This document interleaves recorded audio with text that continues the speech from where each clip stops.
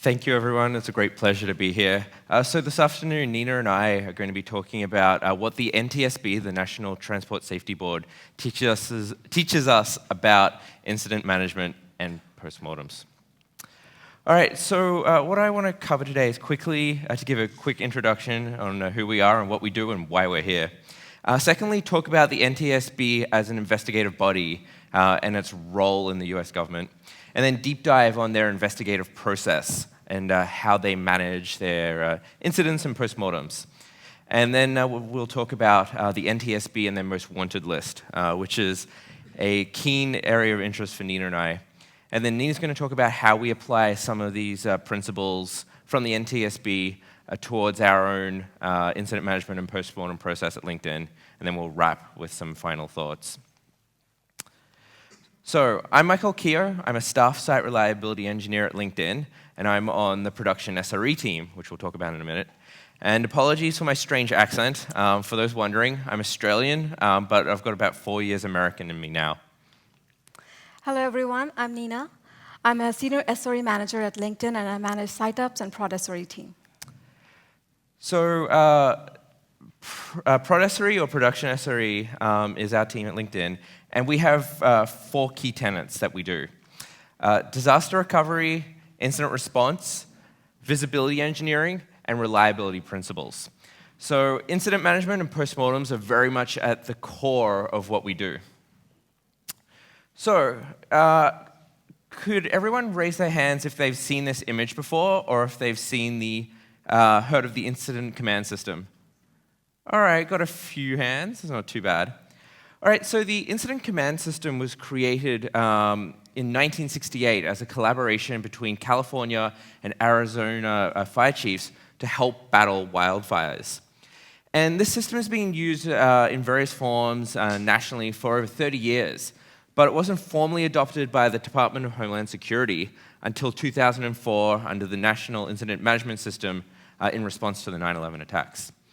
And if any of you here have read the SRE book by O'Reilly, you'll have likely seen this system referenced for incident management. So today we're going to talk about the NTSB incident management system and postmortem process and how you can apply that to your own IT systems. Anyone remembers what NTSB stands for? Awesome. Yes. It is the National Transport Safety Board, which is an independent U.S. government investigative agency that's responsible for civil transportation accident investigation. And I'll repeat that line 10 times.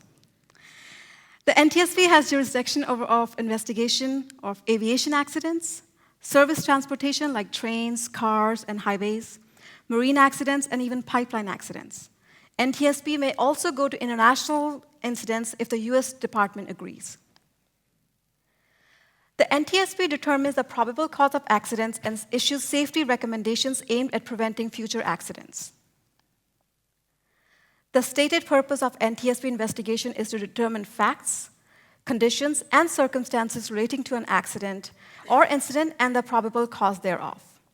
NTSB board will make the report available at a reasonable cost. One important note, the NTSB does not assign faults or blame. They are fact-finding missions. That being said, they do allow other government agencies to join the investigation if there's any criminality is suspected. Of course, NTSB is not the only group of its type. There are multiple other organizations. The ones on the screen are some of the most prominent transport safety organizations around the world. There are some that I can pronounce, others I cannot. And I'm not as brave as Jason to even try, so I won't. But since we are in Amsterdam, I should also mention the Dutch Safety Board. All right, so let's look at the NTSB process. So the NTSB has this major investigations manual, which is about 50 pages long, if anyone's interested in reading it. And it basically outlines 4 processes, or 4 parts of the investigation process. That being a pre-investigation preparation, notification and initial response, on-scene activities, and then post-on-scene activities, or what we would call a postmortem. So let's jump in. So the pre-investigation preparation. So the NTSB has a Go team, which is a dedicated set of individuals who have various specialties, who are on call and ready to go to an incident at any time. There is also an investigator in charge, or what we'll call the IIC, who is also pre-assigned. As I said, the Go team contains individuals of varying specialties, for example, human performance, aircraft performance, air traffic control, or if you're looking at, say, a car accident, you might have navigation or battery experts assigned to an incident. So the NTSB has an on-call roster that is available to employees internally. And of course, this roster has both people's names and their pager numbers. The roster is updated weekly, and you're only on call for a week at a time. The most important thing in this part of the manual is that all on-call personnel must be able to get to an airport within 2 hours of notification. So if you're at work and you need to go to the airport, you have to be able to, if you live too far away, you have to have your gear on you. You have to have essentials on you so you can go straight to the airport. Importantly, division chiefs are also responsible for testing on-call pages to make sure that you are paging the right phone number. And this process is very standardized and streamlined internally. So now that they're prepared for the incident, let's look at how notification and initial response is handled. So the NTSB has 4 regional offices in the United States, in Alaska, Colorado, Virginia, and Washington State. In case of an incident, local authorities will contact the nearest NTSB regional office, who will then notify headquarters, and we'll talk about that in a second.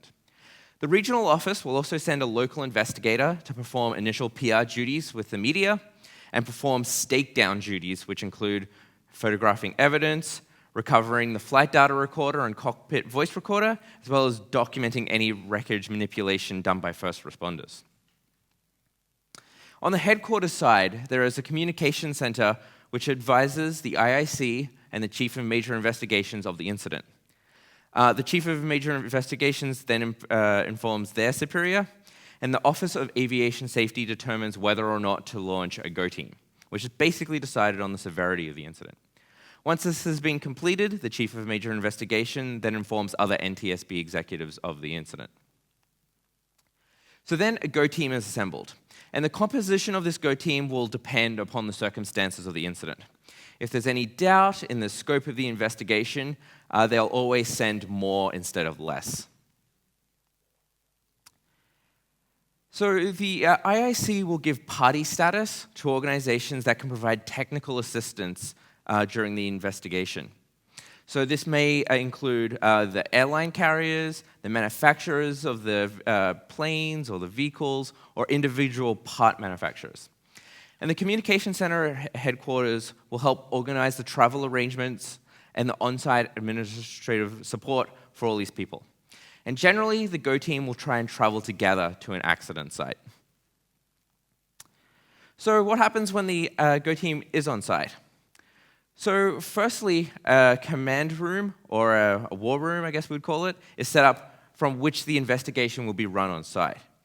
Generally, these rooms need to be large to accommodate anywhere from 30 to 100 people, plus the media. And of course, the command room also needs to have PCs, telephones, and a vast array of government forms that are used to detail and log the investigation. And ultimately, the IIC is responsible for managing all aspects of the command room. As mentioned earlier, administrative support is provided for these major investigations, and government purchase cards are available for purchasing any goods or services required during the on-scene activities. So as soon as the Go team arrives, an organizational meeting is held. This meeting is designed to bring everyone up to speed with the investigation and set the tone of the investigation. All preliminary information about the incident is shared. Participants in the investigation are assigned tasks. There may also be observers in the investigation that need to be organized, and lines of authority between various government agencies or various authorities are also established at this time. There's one part in the manual that I think is really important that sort of states the importance of this organizational meeting. The manner in which the IAC conducts the organizational meeting will establish the tone of the investigation. Therefore, the importance of being organized, articulate, assertive, composed, and understanding cannot be overstated. So this is a really important part. So, of course, there may be safety concerns as well. As any incident that the Go team is assigned to, there's probably going to be some sort of wreckage. So a safety officer is also dispatched and works with the Go team to identify and classify risks and develop countermeasures to these. And the safety officer will give daily briefings to the Go team where appropriate. As I mentioned, there may be observers, and they can join the investigation as long as they have no self-interest in the investigation. So this may include congressional oversight committees, military personnel, foreign governments, or other federal agencies. The IIC is the most senior person on scene, and all investigative activity is under his or her control. If the IIC cannot resolve an issue, they may speak to their boss, which is the Chief of Major Investigations, and the Chief of Major Investigations is also able to escalate upwards if required. There are daily on-site progress meetings that are used to disseminate information collected, plan the day's activities, and discuss subsequent plans for investigative activities. Generally, these are held at the end of the day at 6 p.m. To discuss what was found, and at that time, they also plan the next day's meeting. So there's 24 hours notice for all parties to attend the next meeting. The daily activities of the IIC also include briefing NTSB headquarters, briefing the safety board staff, coordinating with various parties, and the IIC doesn't always have to be on site, so they may come and go from the incident site. So during this process, of course, the investigative party is taking notes, and once they've finished the on-scene investigation, they move to the post-on-scene activities. So the NTSB writes a very formal report at the end of these investigations.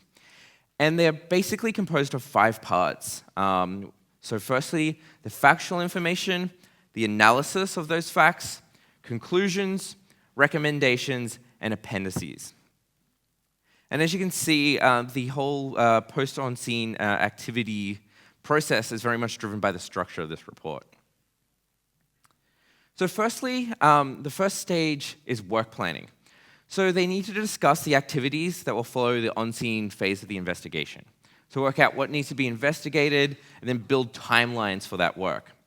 This also provides avenues for communication, so everyone knows what each sub-team in the NTSB is working on, and gives areas of opportunity for collaboration and deduping of any work.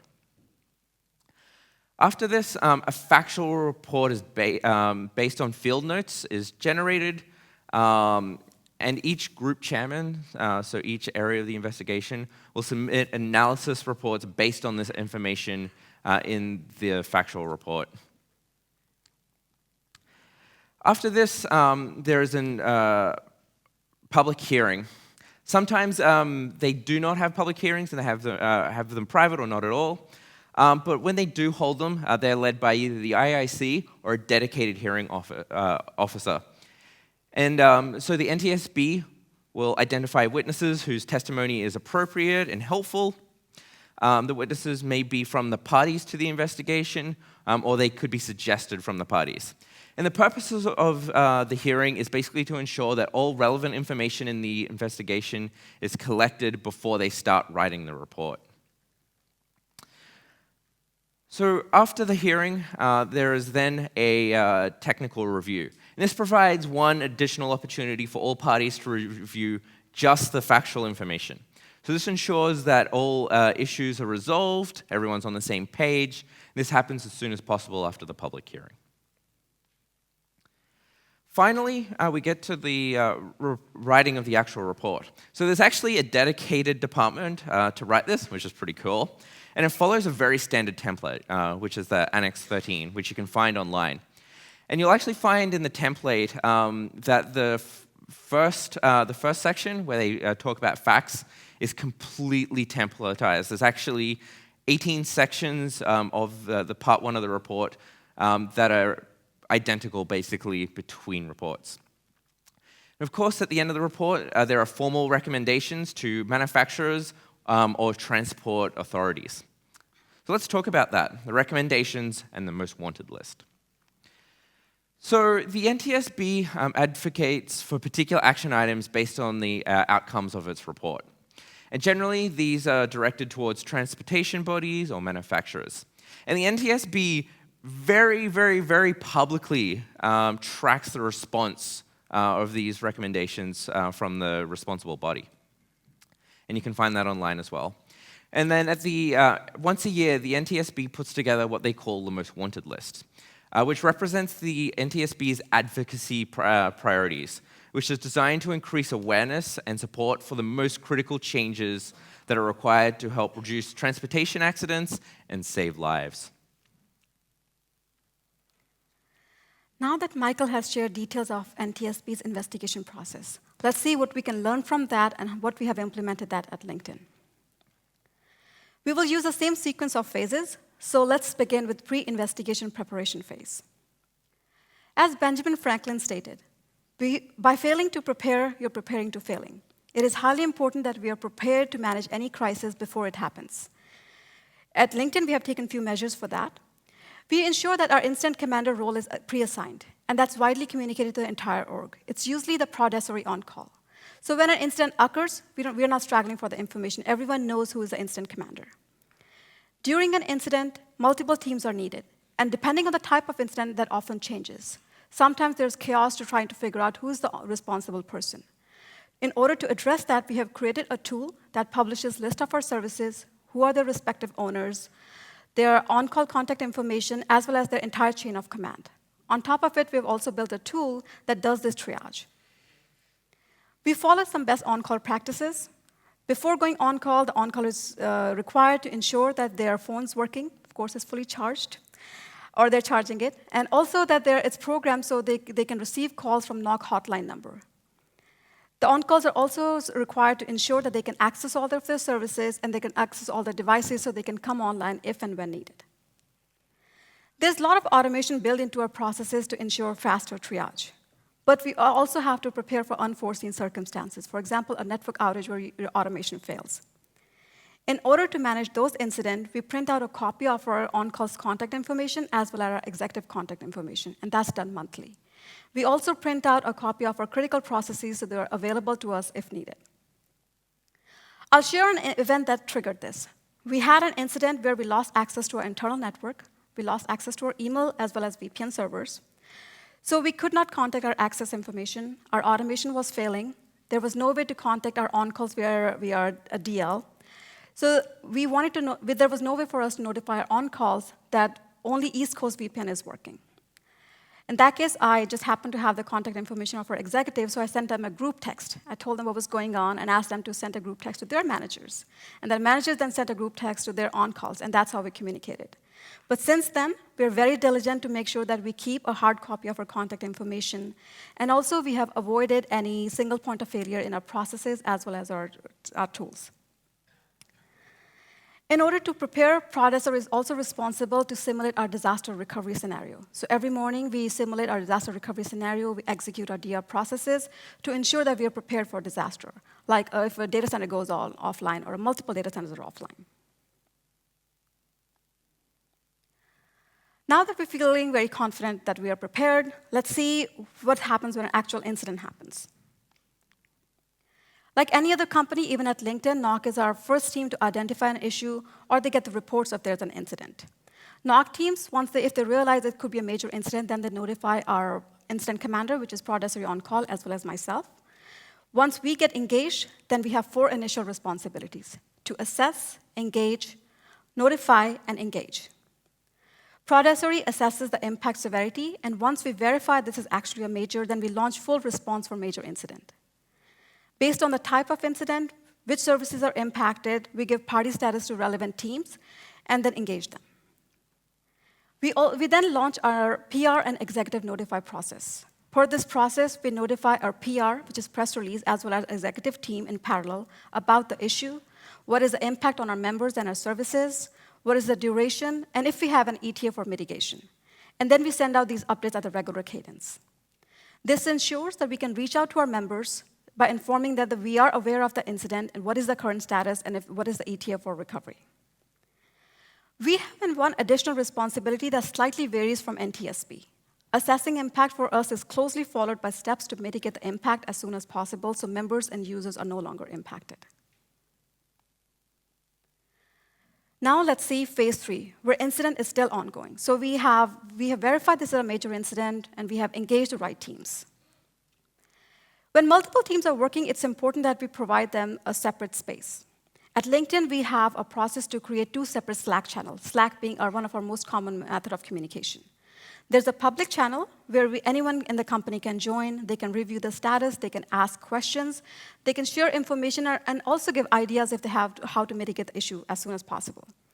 As you can imagine, that tends to be quite noisy because during a major incident, a lot of people have a lot of opinions. Our execs usually stay in this channel, and our communication person is responsible to keep them updated. Then we have a private channel, which is strictly for the on-calls who are focusing on mitigating as well as resolving the issue. This enables them to focus and not to have answer multiple questions, especially from your manager or executive team. Our incident commander plays a very significant role here. They're managers who can join this private channel, and they're also empowered to make any critical decisions. Incident commander, if they decide, they can escalate to executive team, but once incident commander makes a decision based on the information from relevant parties, then even the executives do not overrule that. We also establish a voice bridge, where incident commander or the comms person are the one that manages it. Here, discussions happen to understand the issue, its impact, and the details identified in the private channel are also shared here. Different teams are assigned different areas of investigation depending on their expertise as well as ownership of service. New teams can join if they have additional information or if they're also impacted. Incident commander is the one that controls the conversation and keeps it focused towards mitigation.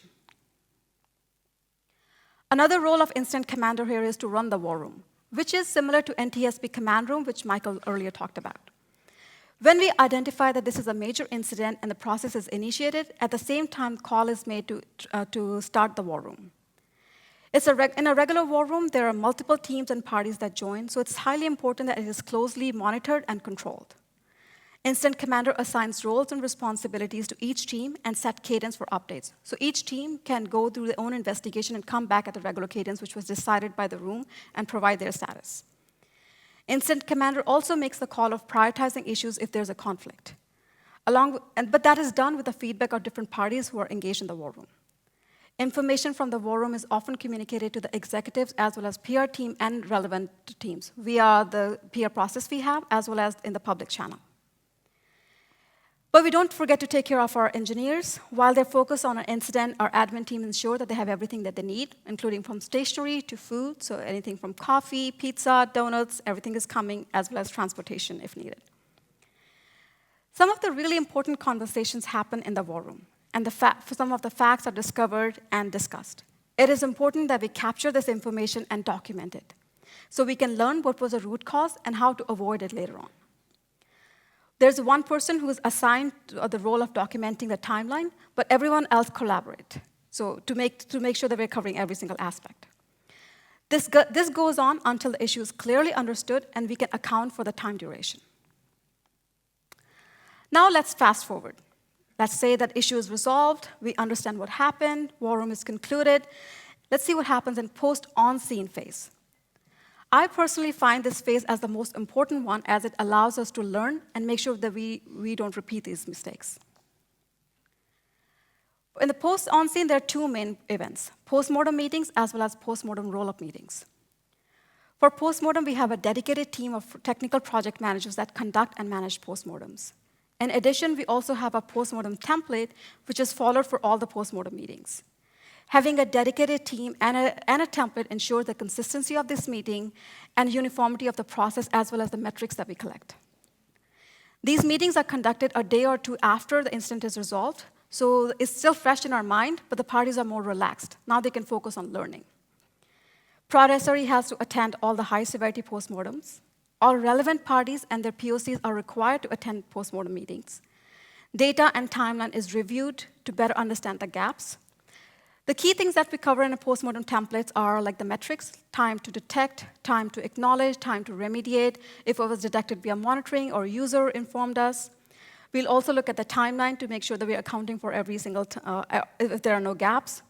We also verify the impact and severity to question that, did we make the right call of making this major? And if not, how can we learn from that?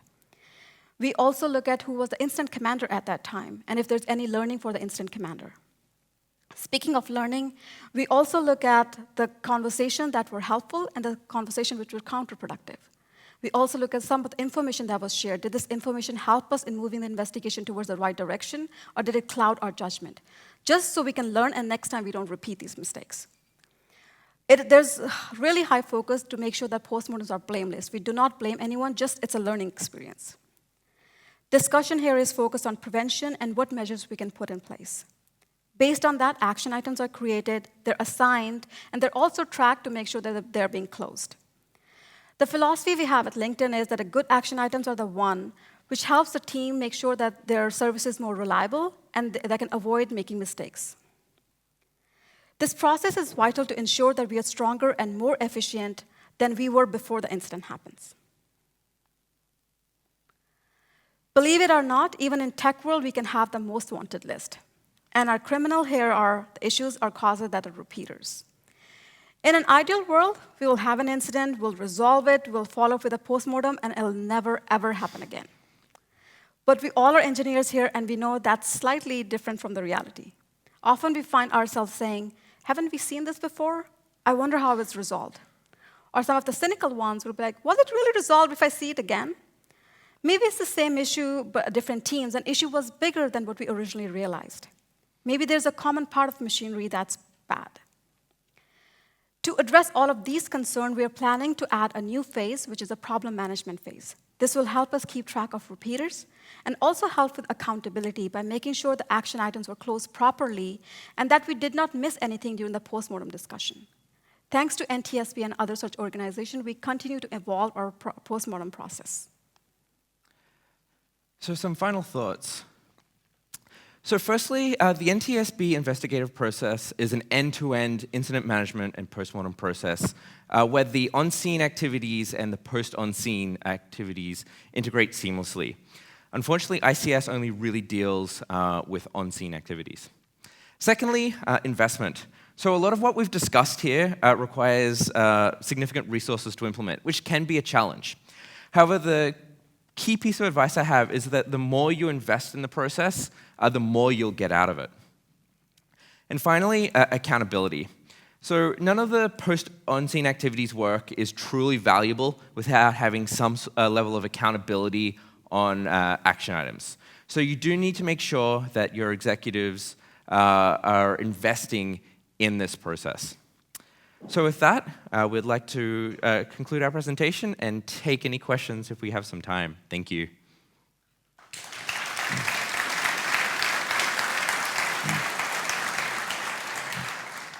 We have time for a question. Anybody? How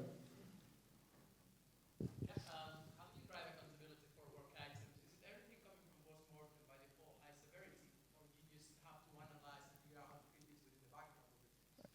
So the question is, how do we account for the action items and the severity, and how that gets planned within, planned in general work? So for our action items, we assign priorities to them. So they could be anything from a ETA of, from like an SLA of 2 working days to 1 month. And so every week, we're generating reports on what of those action items are basically out of SLA. So we're very much aware of what work is being done or what work hasn't been done. Generally, since we have had an incident and we are generating action items, they sort of get prioritized heavily. It's not something that just sits in like a backlog for an infinite amount of time. Most of the action items are resolved within a month, depending on the severity.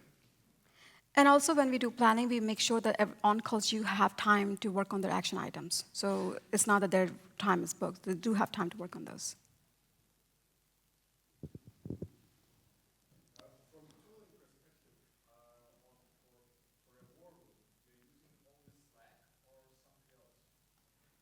So the question is, in terms of the war room, like what tools are we using? So we've got our own like video conferencing system, and then we've got Slack, which is sort of where a lot of information is kept. We're also keeping all of our incident data in Jira, and then we've got other tools that sort of build reports based on that data. And that's probably about as much as I can say publicly. Okay, I think that's all we have time for. If you have any more questions, please add them to the Slack channel for Michael and Nina. One more round of applause. Thank you very much.